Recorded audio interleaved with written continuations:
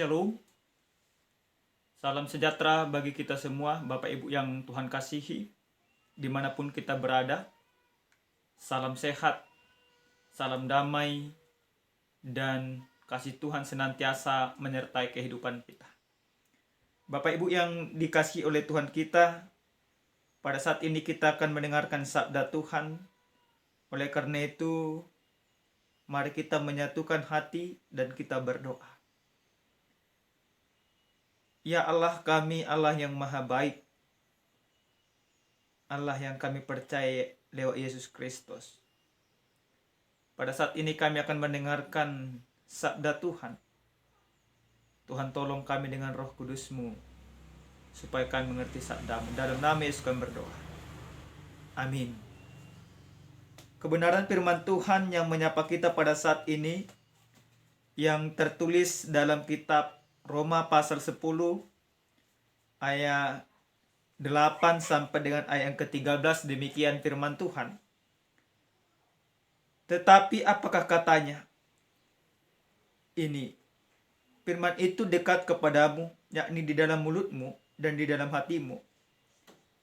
Itulah firman iman yang kami beritakan. Sebab jika kamu mengaku dengan mulutmu bahwa Yesus adalah Tuhan, dan percaya dalam hatimu bahwa Allah telah membangkitkan Dia dari antara orang mati, maka kamu akan diselamatkan. Karena dengan hati orang percaya dan dibenarkan, dan dengan mulut orang mengaku dan diselamatkan. Karena kitab suci berkata, barang siapa yang percaya kepada Dia tidak akan dipermalukan. Sebab tidak ada perbedaan antara orang Yahudi dan orang Yunani. Karena Allah yang satu itu adalah Tuhannya dari semua orang, kaya bagi semua orang yang berseru kepadanya. Sebab barang siapa yang berseru kepada nama Tuhan akan diselamatkan. Sampai di sana pembacaan kebenaran firman Tuhan. Bapak Ibu yang dikasihi oleh Tuhan kita Yesus Kristus, setiap agama tentu mempunyai yang namanya konsep keselamatan. Tentu konsep keselamatannya juga berbeda-beda.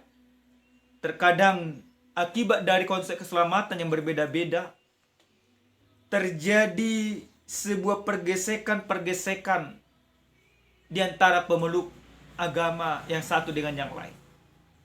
Apalagi jika ada agama yang lebih merasa superioritas di satu negara, di suatu tempat seperti kita Indonesia ini, yang mengatakan bahwa agamanya yang benar, yang mengatakan bahwa keselamatannya benar, yang mengatakan bahwa mereka lah yang mempunyai Allah yang benar dan lain sebagainya. Tentu jika itu sudah terjadi, maka yang namanya kerukunan, kebersamaan tidak akan tercapai. Yang ada kehancuran, ketidakamanan, dan ketidakharmonisan.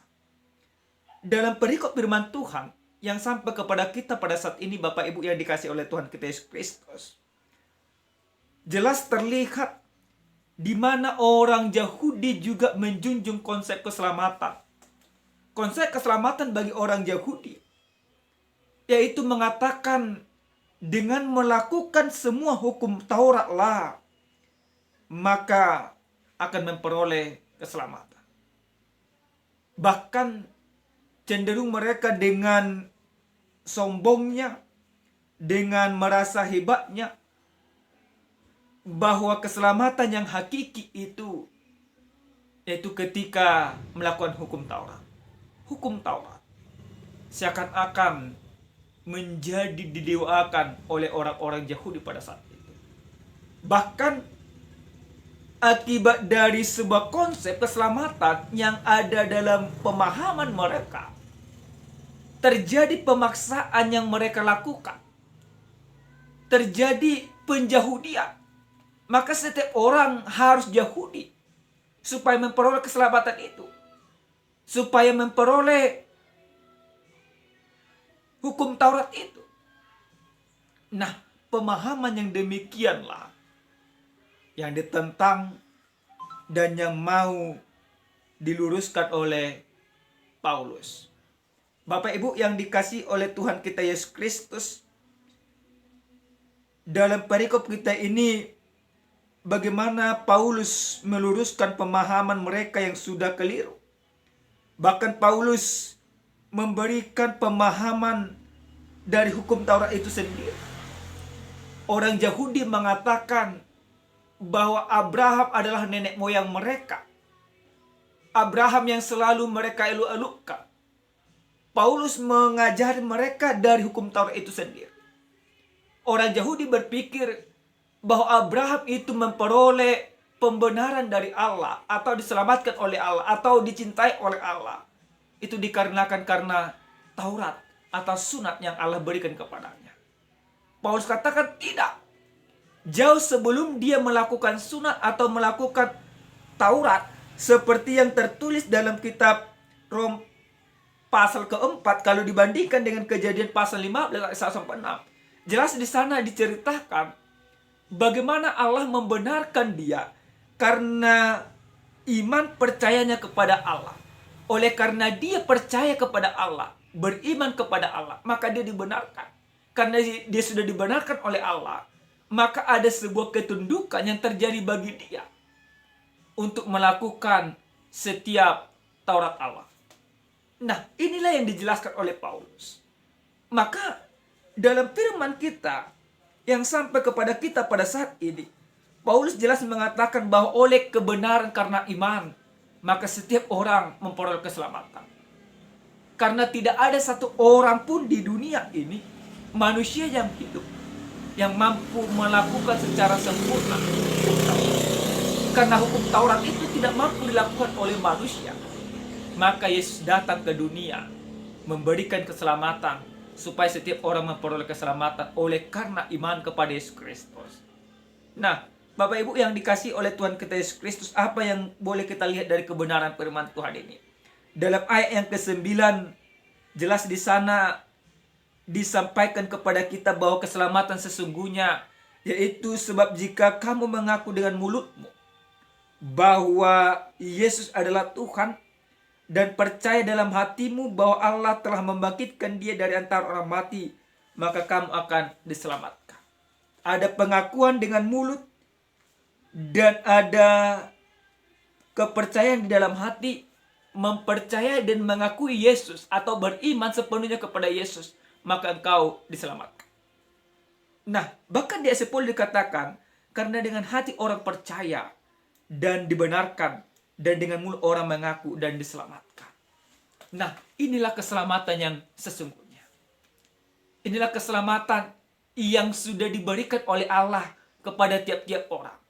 Seperti yang dikatakan di dalam ayat yang ke-12, baik kepada orang Yahudi dan juga kepada orang Yunani. Keselamatan itu diberikan.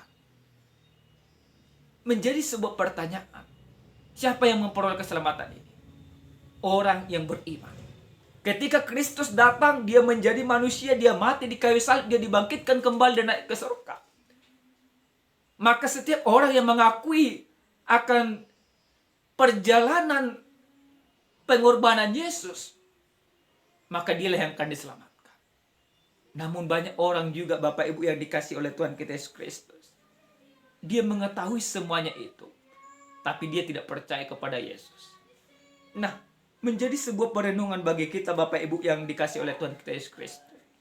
Sesuai dengan tema kita, orang yang berseru kepada Tuhan akan diselamatkan. Bagaimana sebenarnya firman ini mau berbicara kepada kita? Bagaimana orang yang mau berseru kepada Tuhan? Yang pertama, orang yang berseru kepada Tuhan yang memperoleh keselamatan, berarti dia beriman sepenuhnya kepada Tuhan. Nah, kita tanya sekarang, kita sering sekali berseru kepada Tuhan. Di dalam situasi sekarang ini, di dalam pandemi yang tak kunjung berlalu. Sekarang ada varian baru Omikron katanya. Dalam situasi sekarang ini, kita mau diajak mempertunjukkan iman percaya kita, iman kita kepada dunia, iman kita kepada sekitar. Apakah kita mau menunjukkan iman itu lewat pengakuan kita? Apakah kita mau mempertunjukkan iman itu lewat perbuatan kita? Maka lewat firman ini, kami mau mengajak kita. Setiap orang yang berseru dan beriman kepada Tuhan, berarti dia harus melakukan seluruh kehendak Tuhan. Dia tunduk kepada Tuhan. Maka sebagai sebuah bukti bahwa dia beriman kepada Tuhan, sebagai bukti bahwa dia taat kepada Tuhan, maka dia harus menunjukkan sebuah ketaatan itu melalui hidupnya dengan melakukan hukum Taurat. Jadi hukum Taurat tidak lagi menjadi sumber keselamatan, tetapi hukum Taurat menjadikan orang yang diselamatkan menjadi pedoman bagi kehidupannya untuk membuktikan bahwa dia beriman kepada Tuhan. Jangan kita katakan juga Bapak Ibu banyak seperti itu. Berarti kalau hukum Taurat itu tidak menyelamatkan, ngapain dilakukan? Tidak demikian juga Bapak Ibu. Tapi justru ketika kita sudah beriman kepada Tuhan, kita sudah diselamatkan di dalam Tuhan, maka kita harus melakukan hukum Taurat. Artinya tidak lagi berdosa. Jangan kita bilang kita diselamatkan Bapak Ibu yang Tuhan kasihi. Kita beriman kepada Tuhan, tapi kita masih tetap mencuri, berbohong, berzina, berdusta. Tidak demikian. Orang yang berseru kepada Tuhan, orang yang taat kepada Tuhan, hidupnya mencerminkan ketaatan itu dengan melakukan segala kehendak Tuhan, yaitu berusaha melakukan hidup benar, melakukan hukum Taurat dalam kehidupan, sebagai cerminan bahwa dia diselamatkan di dalam Yesus Kristus. Itu yang pertama. Yang kedua Bapak Ibu yang dikasih oleh Tuhan kita Yesus Kristus, lewat firman ini kita mau diingatkan seperti yang dikatakan dalam ayat yang ke-9 itu, ada pengakuan. Dikatakan, dan percaya dalam hatimu bahwa Allah telah membangkitkan dia dari antara orang mati, maka kamu akan diselamatkan. Karena dengan hati orang percaya dan dibenarkan, dan dengan mulut orang mengaku dan diselamatkan. Dengan mulut orang mengaku dan diselamatkan. Ada sebuah pengakuan. Pengakuan yang seperti apa? Bukan seperti agama sebelah yang mengatakan dua syahadat. Kalau sudah dikatakan dua syahadat ini, berarti secara otomatis dia menjadi agamanya.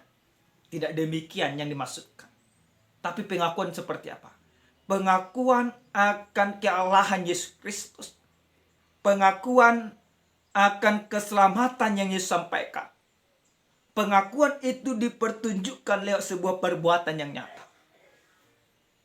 Nah, orang yang berseru kepada Tuhan yang sudah diselamatkan, dia mengakui kemahakuasaan Tuhan di dalam kehidupannya. Dia mengakui bahwa hidupnya ada pada saat ini bukan karena kekuatannya, tapi semuanya itu pemberian Allah. Semuanya itu anugerah Allah. Itu menjadi sebuah pengakuan. Orang yang mengakui demikian berarti tidak ada lagi kesombongan. Yang mengakui bahwa Yesus adalah Tuhan dan dibangkitkan oleh Allah, tidak ada kesombongan. Itu sebuah pengakuan kita. Itu pengakuan yang diinginkan oleh Allah. Jangan lagi ada kesombongan. Jangan ada lagi orang merasa hebat. Orang yang mengakui bahwa Yesus adalah Tuhan, dia mau tunduk di hadapan kaki Tuhan. Dia mau menundukkan hatinya, merendahkan hatinya. Sebagai sebuah bukti bahwa Yesus yang berkuasa di dalam kehidupannya. Bukan dia yang menguasai hidupnya lagi. Yang terakhir Bapak Ibu yang dikasih oleh Tuhan kita Yesus Kristus. Apa yang boleh kita lihat di zaman sekarang ini? Zaman sekarang ini ada istilah yang sangat familiar. Yang dikatakan beragama tapi tidak beriman. Ini ada cerita kami. Ada seorang penatua. Dia setiap hari Minggu melayani.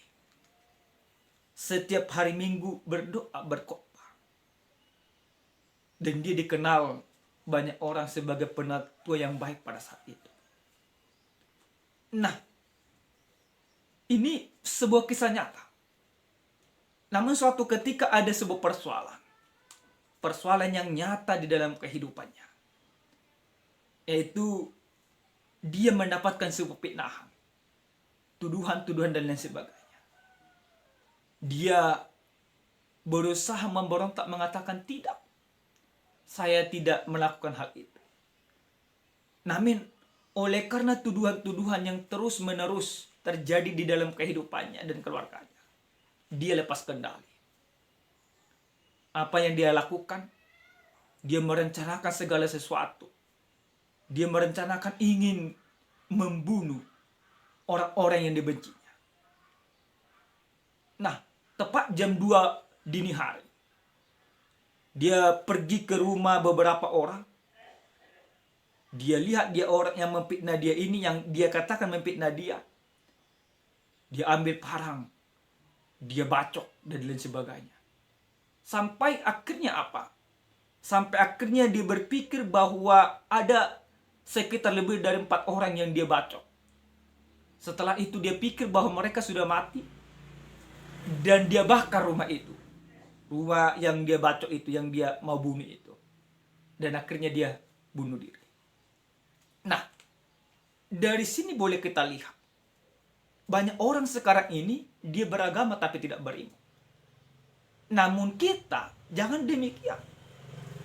Dia mengakhiri hidupnya, dia tidak taat kepada aturan Allah, dia melakukan pembalasan, berarti dia hanya sebatas beragama. Tapi dia tidak beriman. Dia tidak membuktikan bahwa dia tidak salah.